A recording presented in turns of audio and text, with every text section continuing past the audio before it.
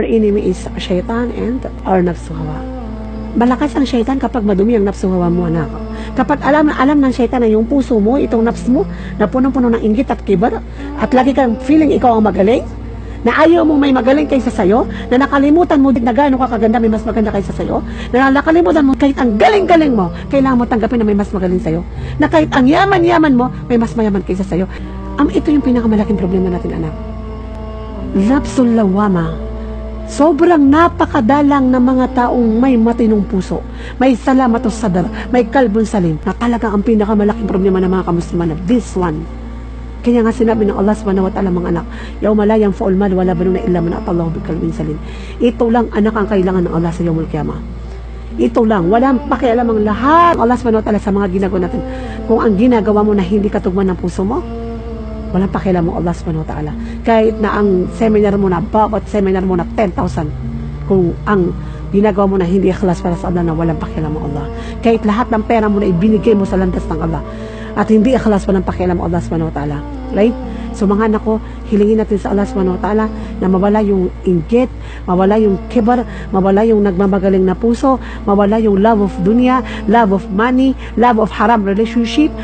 Kasi dahil kapag ito nasa puso natin na we are nafsul lawama. At ang pinakamasakit nito na magbabakbite ka, mag-i-slander ka, kapag itong puso mo na punong-puno ng sakit, hindi mo kayang pigilan ng bibig mo.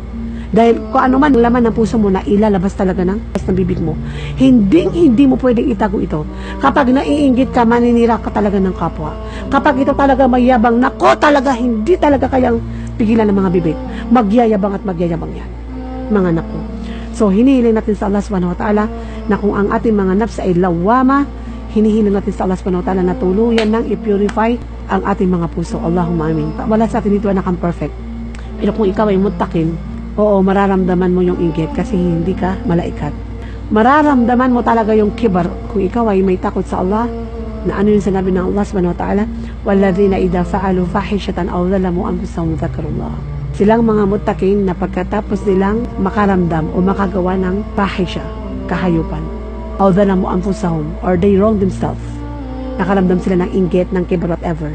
Ano yun yung nagagawa nila? Dhakarullah. They immediately remember Allah. These are the muttaqin. When they do evil deeds, they immediately remember Allah. Naramdaman mo yung inggit, Allah astaghfirullah al-azim. Naramdaman mo yung kibar, naramdaman mo yung haram. But ano yung pagkakaiba ng mananampalataya sa hindi mananampalataya? Allazina idha fa'alu fahishatan aw dhalamu anfusahum dhakarullah. They immediately remember Allah.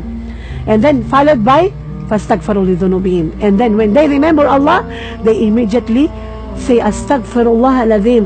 Nagtawba sila, nagpakupkup sila kagad sa Allah subhanahu wa ta'ala. Walam yusiru ala ma fa'alu wa hum ya'lamun. And they swear to Allah, ya Allah, sorry, ya Allah, hindi ko na uulitin uli yung ginawa ko kanina. So, nafsun lawama. Mga tao ng kanilang nafs, nagdadalawa. Gusto nila ng dunya, and at the same time gusto nila ng akhirah.